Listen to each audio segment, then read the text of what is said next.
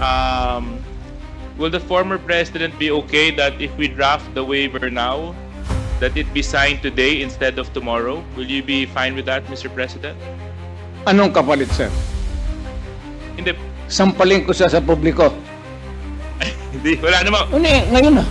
Wala pong ganunan. Mr. Chairman. I'll give you, ano, sampalin ko sa Mr. Chairman. Session suspended. Session suspended.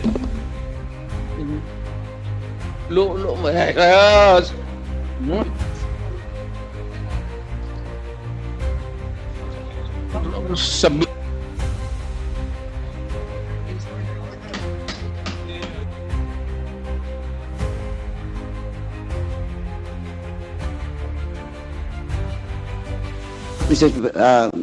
Mr. Chairman, and the former president has a while ago has a commitment to waive his right with regards to all the bank accounts that was mentioned by former Senator Trillanes. Now, Mr. Chairman, pwede naman parallel yan, AMLAC, at the same time, yung waiver if the president, former president, will sign a waiver with regards to all those bank accounts. Thank you, Mr. Chairman. I will sign it, the document tomorrow, and I will hand it kasi gagawin pa ng abogado. But I said, if there is an iota of totoo yung sinasabi, I will hang myself in your presence. I will invite you all to be a witness. Okay, thank you, Mr. Chairman. Congressman Paduano. Si Congressman Bong Teves, and then I will allow former Senator Trillanes after Congressman Bong Teves. Thank you, Mr. Chair. My last question. Siguro naman, first, Mr. President, lahat po na tinanong ko po sa inyo ay galing po yan kay Mr. Jimmy Guban. Not for me. Kasi po ay na-invite na natin siya rito bilang isa sa mga resource person sa mga naunang hearings.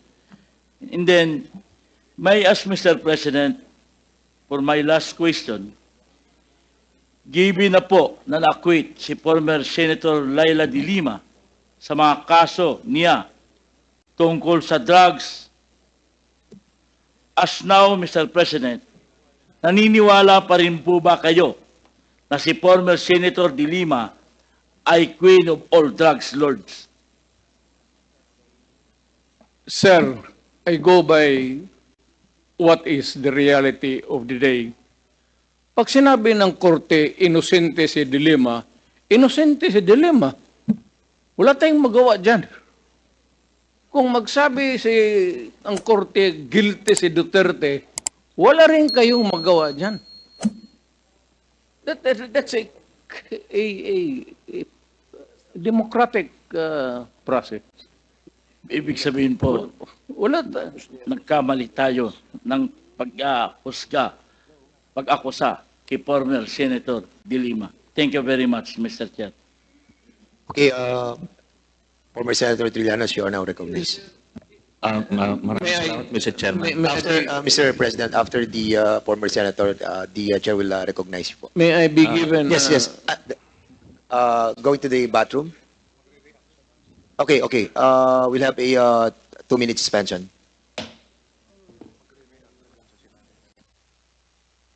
I'm sorry. Hearing assumed. Mr. President, you will be reacting to the Yes, sir. query. Sabi, De Lima na acquit?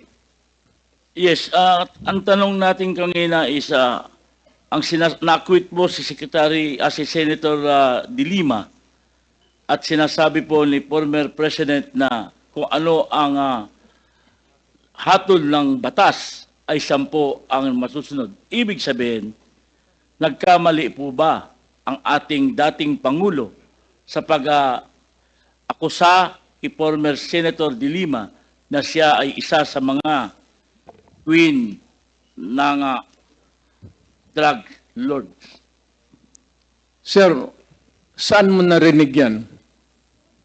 Bigyan mo ako ng kopya. Saan mo narinig yan? A recording or a newspaper. Pangalawa, sir, nakalimutan ko na tuloy ang iksuhin.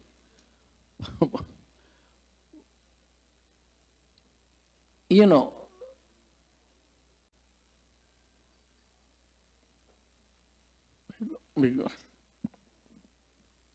Do you need, Mr. President, a moment to... I'm just collecting my mind, sir. Okay, go ahead. Naipon na kasi. We'll give you time, Mr. President. For the meantime, the chair would like to recognize... May I Yes, ask sir. for a recess of just 1 minute? Yes, we'll give you a 2-minute suspension. The hearing is suspended.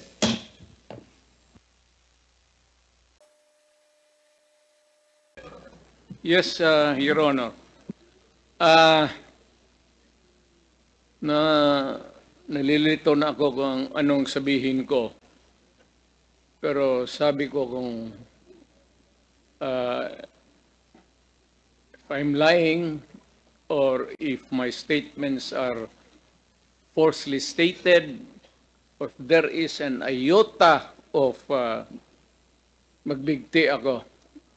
So, in the same manner na kung magbigti ako si Trillanes, dapat magsabay rin sa akin. Okay, duly noted of your thoughts, Mr. President. Former Senator Trillanes, you're recognized.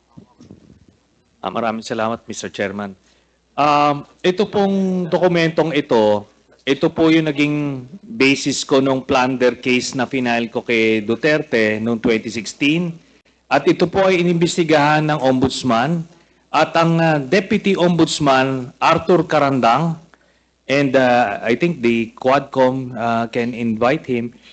Siya ang nag-conduct ng investigation. Humingi siya ng dokumento sa AMLAC at kinonfirm niya.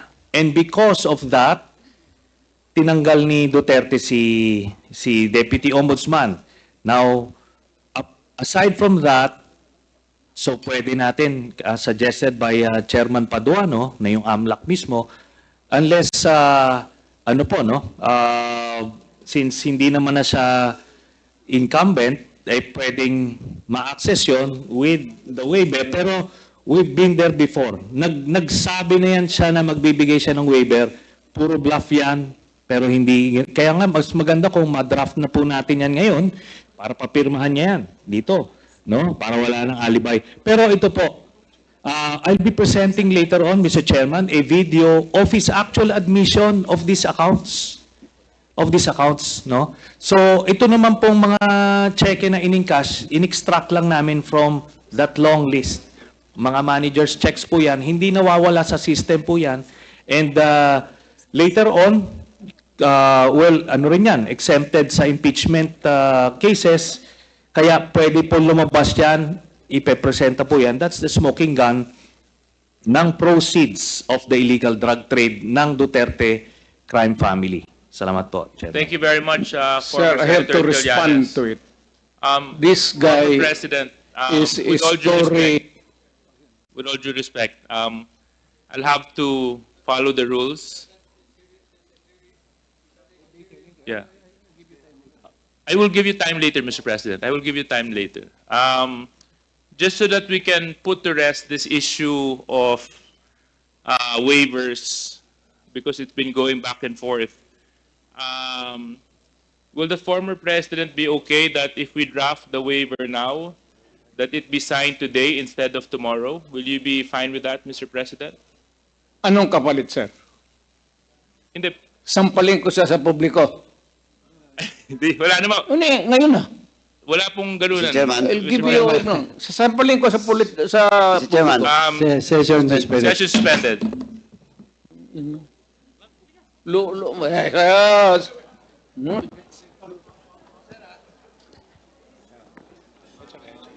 Sabi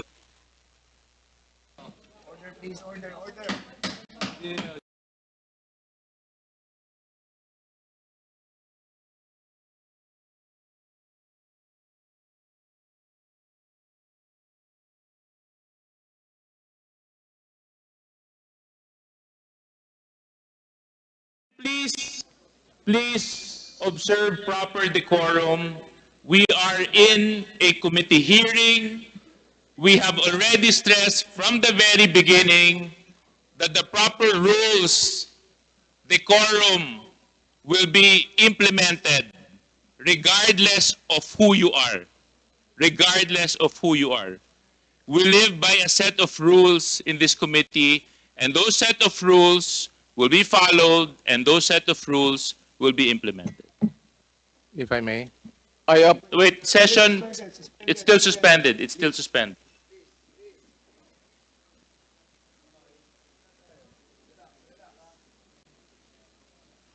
Sorry ho.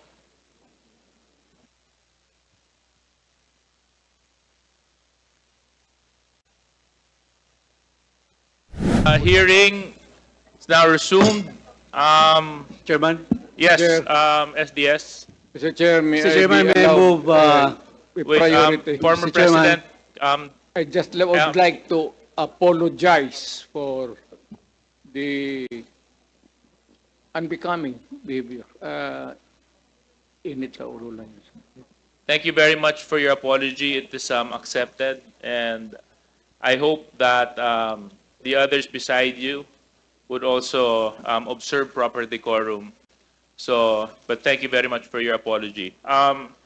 SDS and Mr. Chairman, Gonzalez. may I move to strike off the word sampal on our record?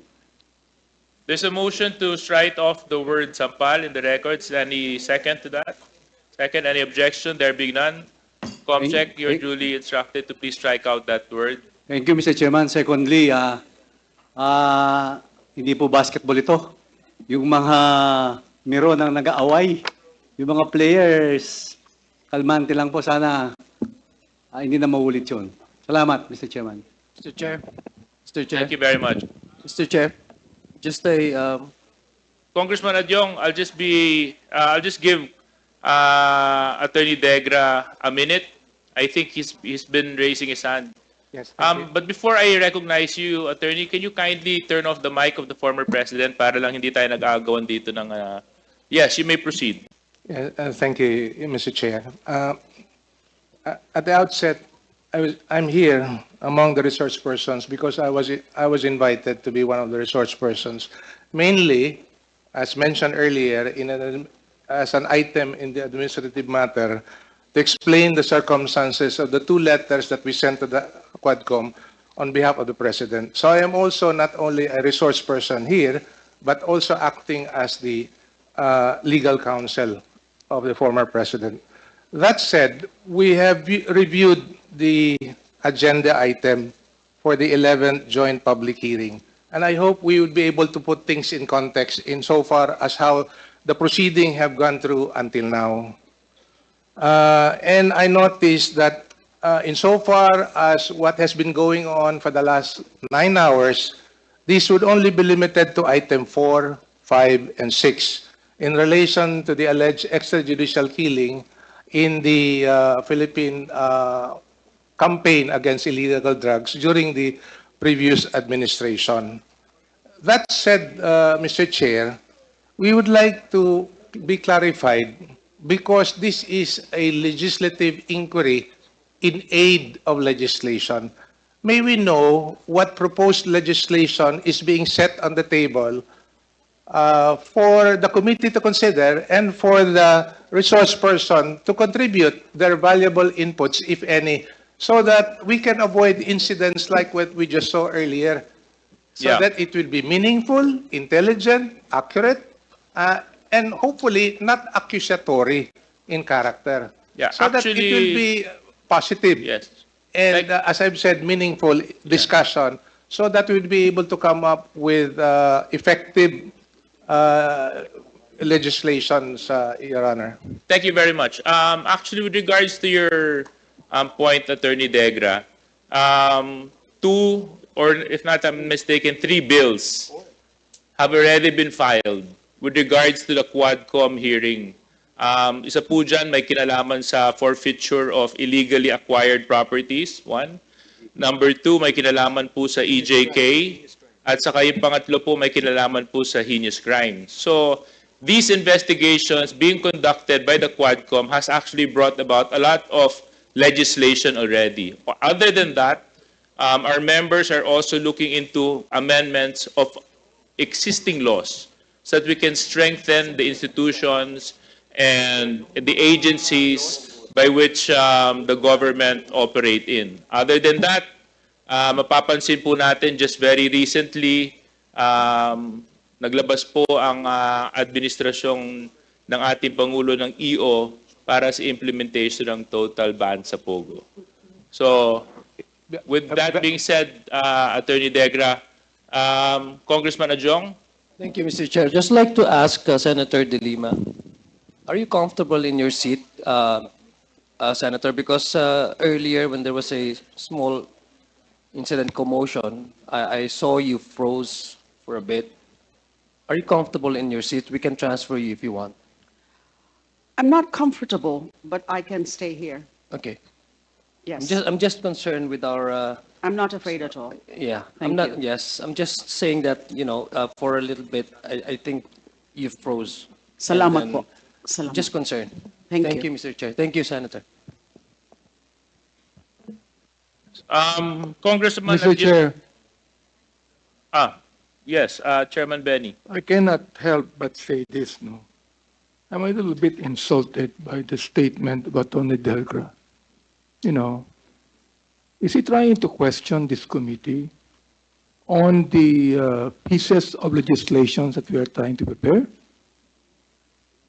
Mr. Chair, I'd like to find out because it seems to me, Mr. Chair, that he does not actually believe in what we're trying to do. Now, Mr. Chair, Attorney Delgra, my committee, the Human Rights, have at least 5 bills that ought to be filed. And it is not our duty to tell you what those bills are, Mr. Chair. Thank you very much, Chairman Benny. We do take note of your observation, and I hope our resource persons will be a little bit more prudent when it comes to the comments that they will be eliciting in this hearing. Next on our list is Congressman Adjong. Yes, Congressman Adjong. Thank you. Thank you very much, Mr. Chair. Bismillahirrahmanirrahim. Assalamualaikum warahmatullahi ta'ala wabarakatuh. Maayong gabi, Sir President. Kabalo ko, allow me to first speak in Bisaya. Kabalo ko, murag ikapoy na ta kay sugutag kaninang buntag. So I will be very, very brief, Mr. Chair, in my clarificatory questions, Mr. Chair. Just allow me to thank the former President for gracing the invitation of this Quad Committee and for generously responding to the questions and for being candid with his responses, with his answers. Earlier, Mr. Chair, I noticed former President Gloria Macapagal Arroyo was also joined this committee hearing, although briefly. And we also have the current Vice President in our midst. This is a rare occasion, Mr. Chair. It only speaks about the importance of the matter that is being discussed by the committee, that top officials of our land, 2 former presidents, were present in this discussion. It only speaks about the gravity and the seriousness and the importance of what we are discussing right now, Mr. Chair. So allow me also to, at least to premise my clarificatory questions, because some of the questions that I would like to ask to our guest speakers, guest resource persons have already been asked by some of my colleagues here, and I don't want to labor on those questions. But let me just premise my clarificatory questions. I would like respectfully, if the former president will indulge me with his responses, on the premise that I believe there are certain basic rules, no, that one has to follow, especially for government officials such as ourselves. Pardon me, Mr. Chair, pardon me, Mr. President, if I premise that on a very basic tenets, no, in a basic principle of how the democratic process is being exercised and upheld and being promoted in a country such as ours. Number one, the rule of law. Mr. Chair, I'm not a lawyer, although I do have high admiration to lawyers, because I know for a fact that law as a profession is not only noble, but it is also challenging. And we are joined here on this table, on this side of the table, brilliant lawyers, and even brilliant lawyers who are seated across our table, seated beside both sides with the former president, even seated behind the former president. I say it's a noble profession because lawyers are expected to uphold and to promote the basic tenets, which is the rule of law, and to uphold at least the due process, that the very essence of why we are having a very strong, and I suppose we still have a very strong criminal justice system. Because I know, Mr. Chair, as a lawyer, no matter how convincing the evidence being presented to an individual allegedly accused of any crime, a lawyer has to defend his client before any court of law in our land. So ganun po ka-challenging at ka-noble ang profession ng pagiging abogado.